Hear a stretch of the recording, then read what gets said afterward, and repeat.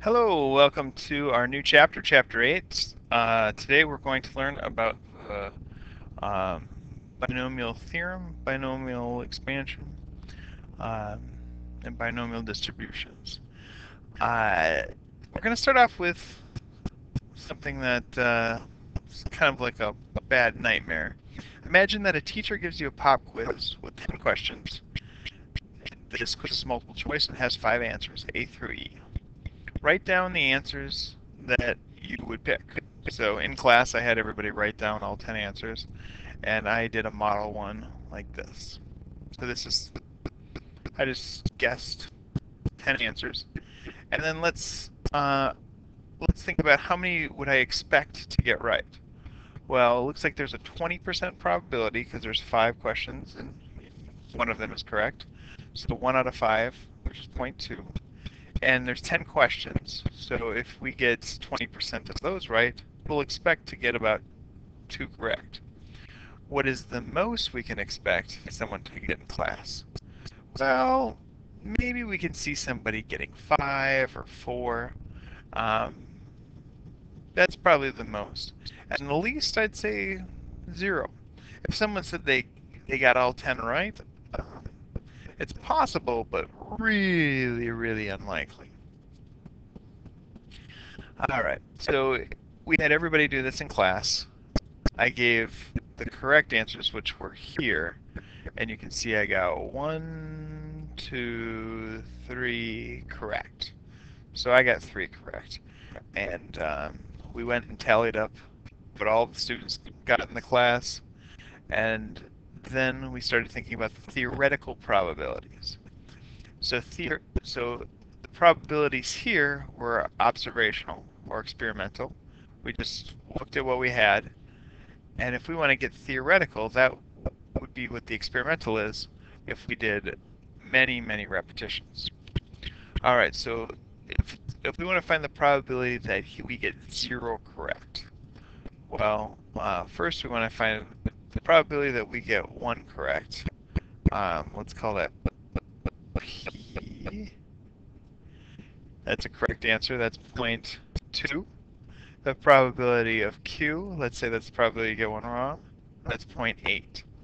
So in this case, we get all 10 questions wrong. So that's 0.8 to the 10th power. The probability we get all 10 questions correct is the probability we get one correct, which is 0.2 to the 10th power.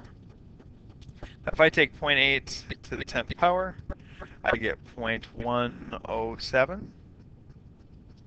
So that's about 11% of the time we'll get 0 correct.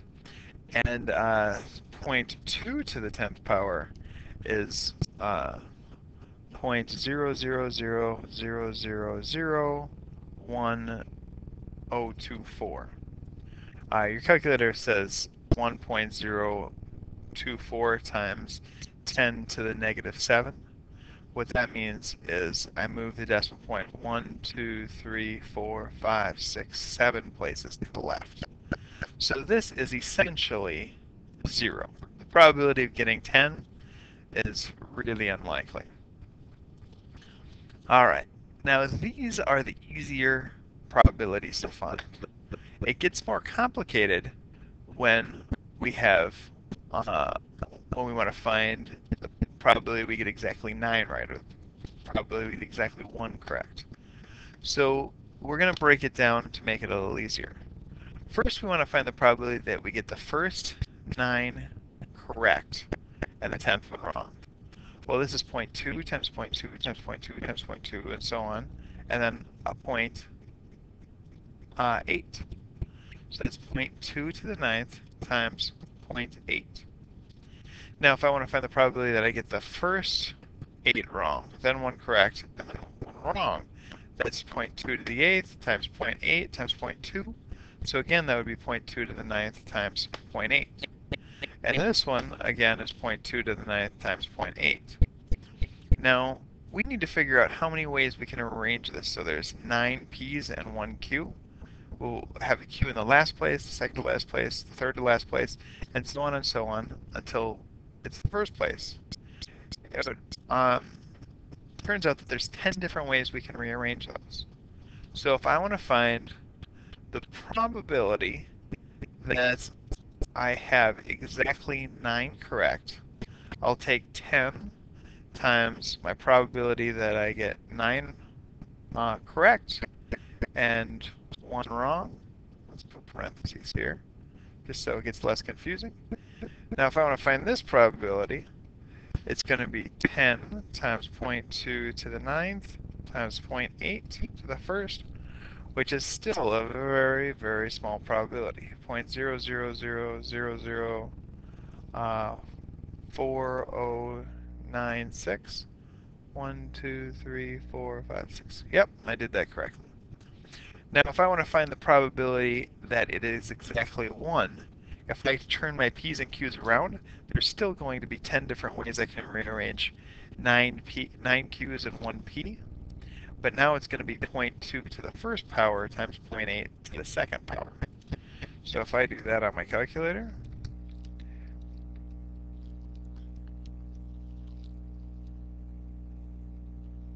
now I said second power. Hopefully you guys are screaming saying that's got to be the 9th power, and this is 0.2684. So about 26% of the time, it will you'll get 1 correct. All right, so that's what we did here. This is 0.26 whatever and 0.000. So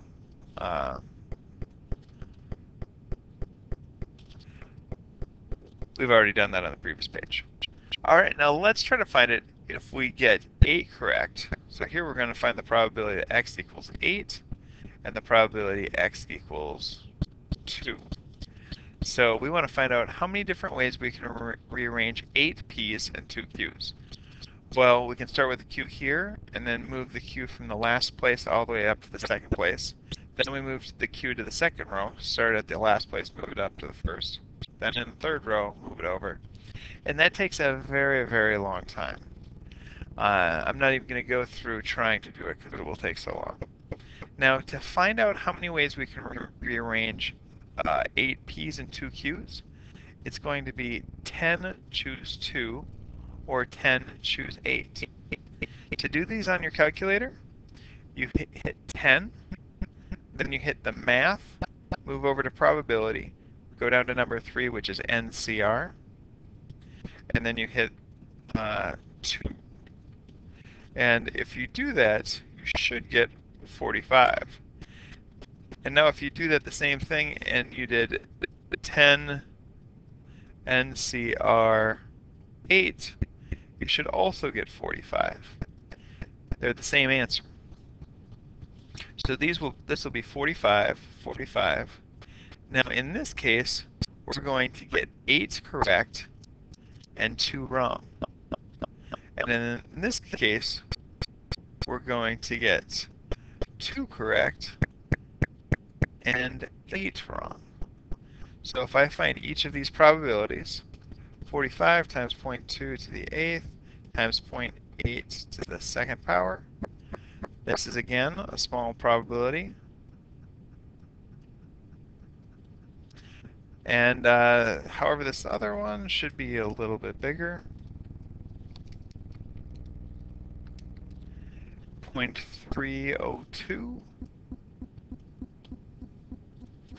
All right, so probably we get 8 correct. It's still really, really improbable, but the probability is increasing. Now, that number out in front we call a binomial coefficient.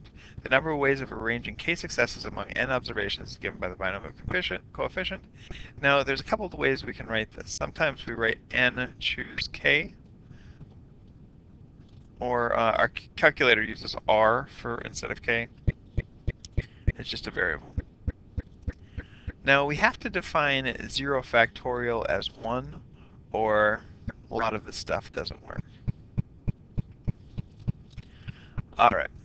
Now, for theoretical probability, let's fill in the probability distribution. So use the pattern that you were using before to solve all these probabilities. We've already done 0 through 2, 8 through 10, and I'm going to, let's just do 4. To do 4, I'm going to do 10 choose 4. We have the probability of success, getting it right, and this is the probability of getting it wrong. So I get 4 right, which means I have 6 wrong. So I'll do 10 choose 4 times 0.2 to the 4th times 0.8 to the 6th.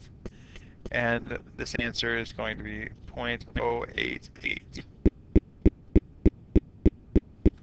All right, now take a second and try to fill the rest of these. All right, I filled them all in for you, and I called all these last ones 0 because they were such a low probability that I figured they're essentially 0. So this is what we call a probability distribution. All right, moving on. This is a special situation called a binomial setting, where each observation falls into one of 2 categories, which we can call a success or a failure. There's always a fixed number of n observations. In the previous case, we had 10 observations. Each observation is independent, and the probability of success p is the same for each observation. Now, it is important to notice there's the binomial setting because there are some rules that we can use to simplify binomial problems. Now, a binomial distribution, we can write b np. This is a distribution. So our previous situation, our n was 10. Our probability of success was 0.2. All right, so if a couple has 5 children, the mother has type O blood and the father has type A blood, there's a 25% chance that each kid would end up with type O blood. Does this qualify for a binomial setting? Well, there's a fixed number of observations. This probability is the same for each of them. There's either success, type O blood, or failure, non-type O blood. And each independence, it's all independent. Did I say that? So this works out. So we write it binomial 5.25. Now if we deal 10 cards from a deck of 52 cards, X is the number of red cards. Is this a binomial situation? This would not be, because knowing one card would change the probability of the next card, so these would not be independent. If an engineer inspects a barrel of 10,000 switches where 10% of them are bad, and he chooses 10 switches to test if they're bad, is this a binomial situation? Now this is kind of weird, but this is a binomial situation, even though each one you take out changes the probability slightly. Now, there's a rule that n has to be, or the population you're choosing from has to be at least 10 times bigger than your sample size. Now, this isn't a very big deal this chapter, but we're going to learn this later. Just know if it's coming from a very big sample size, it doesn't change the probability enough to affect the binomial situation. So we'll say this is binomial. We're choosing 10, and there's a 10% or a 0.1 chance of getting a bad one. All right. Now for binomial formula, I want you guys to take a second, pause the video, and try to figure out the probabilities for the situation of getting type O blood.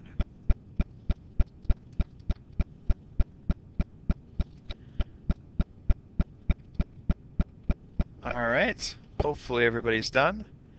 The probability of getting 0 would be let's say about 0.24. 1 would be 0.40. 2 would be 0.26. 3 would be 0.09. 4 would be 0.01. And 5 is essentially 0. So what is the probability that exactly 2 kids have it? That's around 26%. Now, the probabilities can be written in this formula. N choose K, and you can also use this if you want, if you're more comfortable with that, to find each probability. Now, if 10 switches are defective, We choose 10 random switches. What is the probability no more than one is defective? So we have 1, 0, 1, 2, 3, 4, 5, 6, 7, 8, 9, and say 10. So no more than one is defective. It's just going to be these two. So if I have x and probability of x, I have to find these two probabilities and add them up.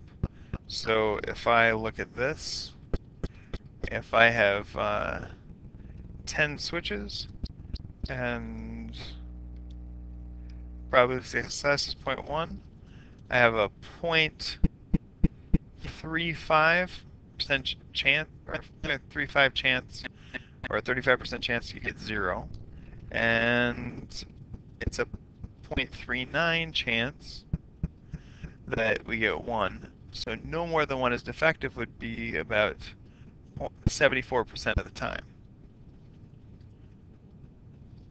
Now, to use your calculators to solve the previous problem, there's if we hit second vars, which brings out the distribution, if you go down or up till you get to binomial PDF, looks like this.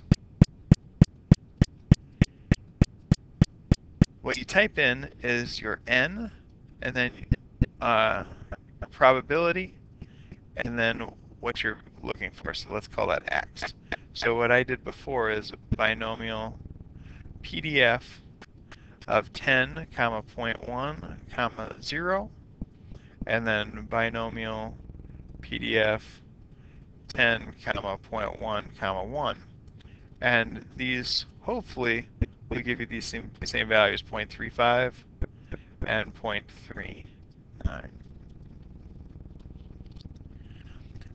Now, PDF means it's a probability distribution function, which assigns a probability to each value of x. The probabilities must satisfy the rules given in Chapter 6. All right, here's your homework. Good luck.